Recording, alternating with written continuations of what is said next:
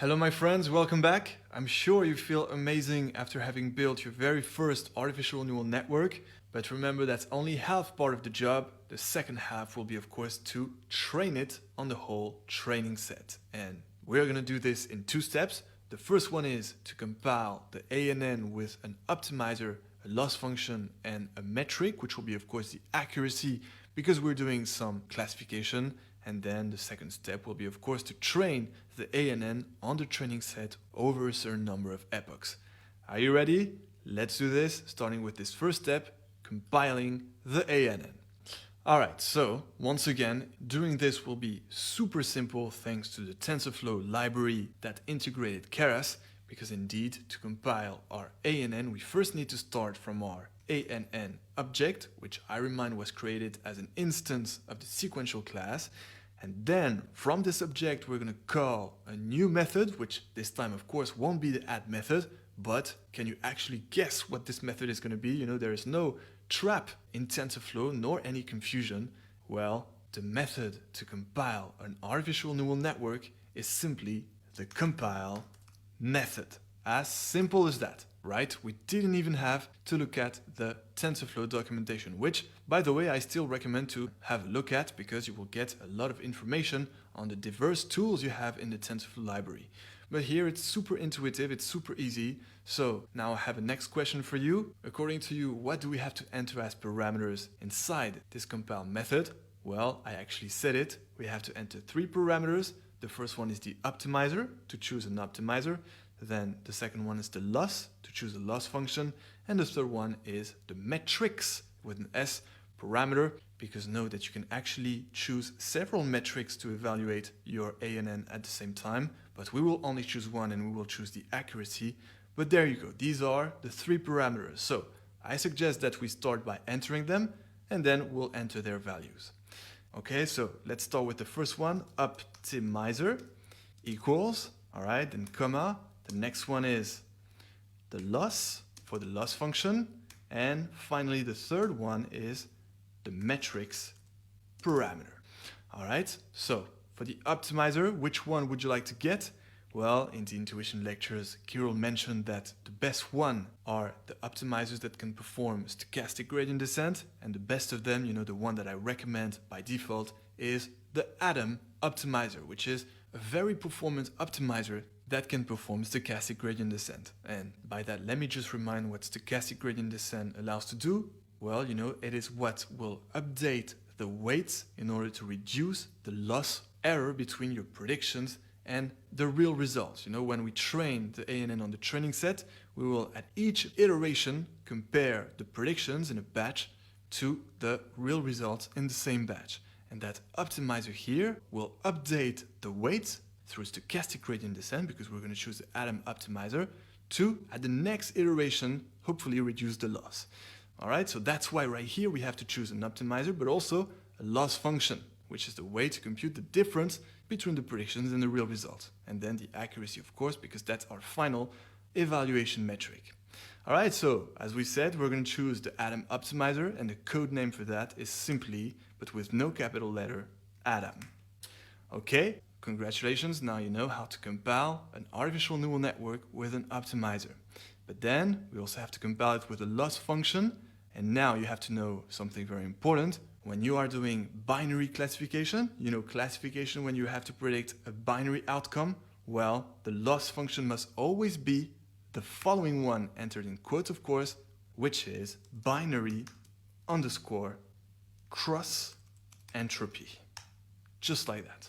And now let me tell you what you would have to enter if you were doing non-binary classification. You know, like for example, predicting 3 different categories.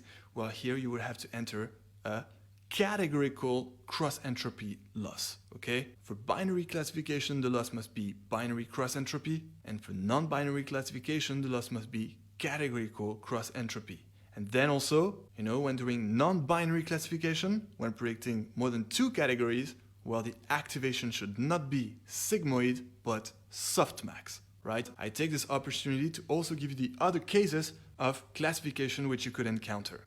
Okay, so now you know everything. And then remember that for regression, because we can also do artificial neural networks for regression, Well, we have this free course, which I gave you the link. You can just take this course for free and you will get the full implementation of an artificial neural network for a regression case study. So you have really everything that you can do with an artificial neural network. All right, great. And now let's enter the final parameter here, metrics. As I said, we can actually choose several metrics at the same time.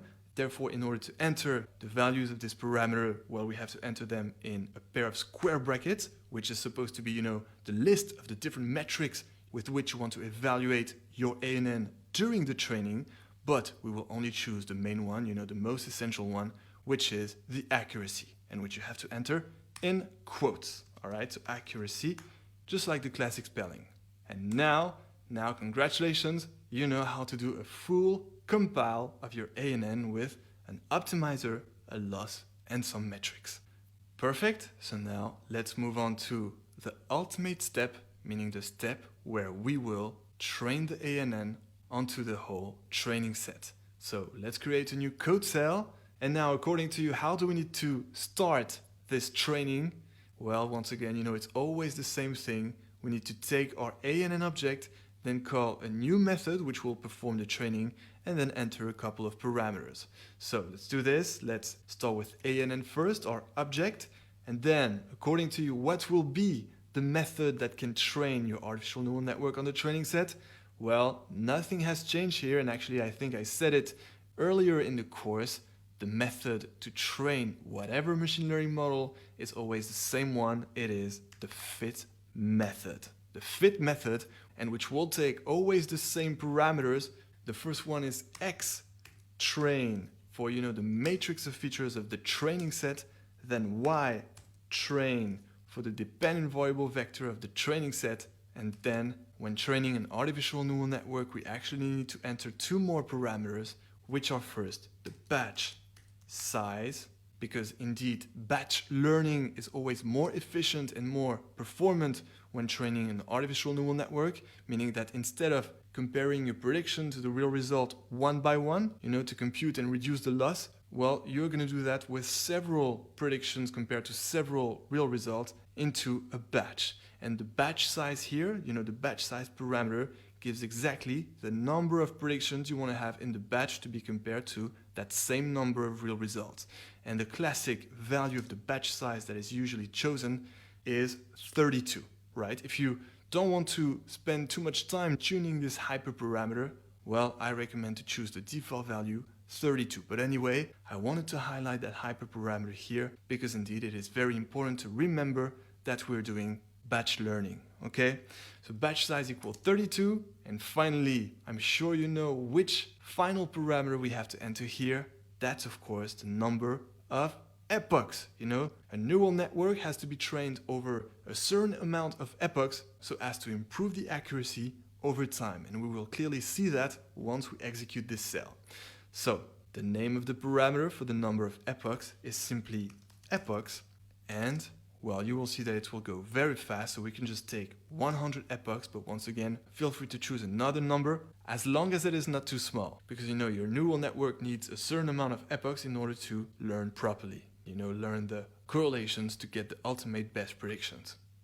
All right, great, so we're actually done with part 3 now, so I suggest we no longer wait and that we execute all the cells we haven't executed so far, which I think, start from part 2, right? Yes, this was the last cell of the data preprocessing phase. It was run properly.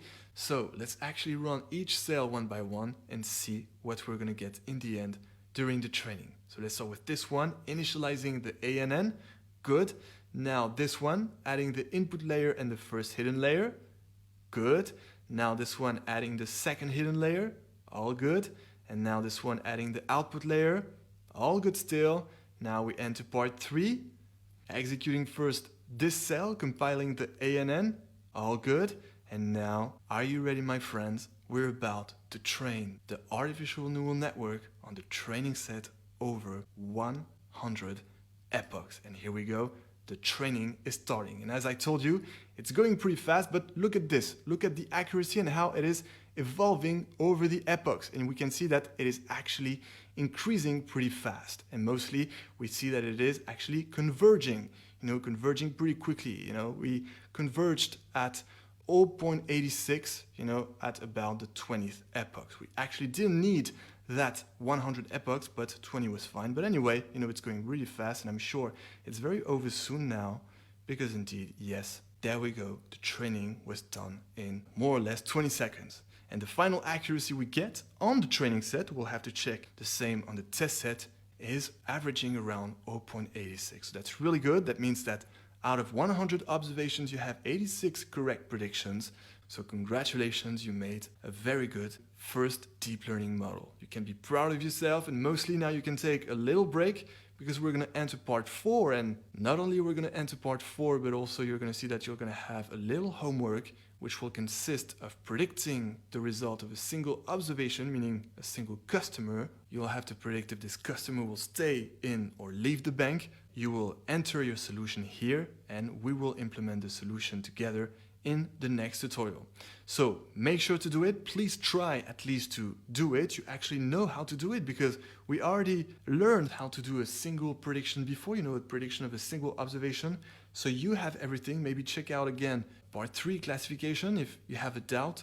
But there you go. That's your homework. You have to use our ANN model to predict if the customer with the following information will leave the bank, yes or no. And these following informations are that it is a French customer with a credit score of 600, a male one. He is 40 years old. He has been in the bank for 3 years. He has $60,000 in his account. He has 2 products in the bank. He has a credit card indeed. He is also an active member, and he has an estimated salary of $50,000. And the question is, so should we say goodbye to that customer? Well, please figure it out, and we will see if you're right in the next tutorial. Until then, enjoy machine learning.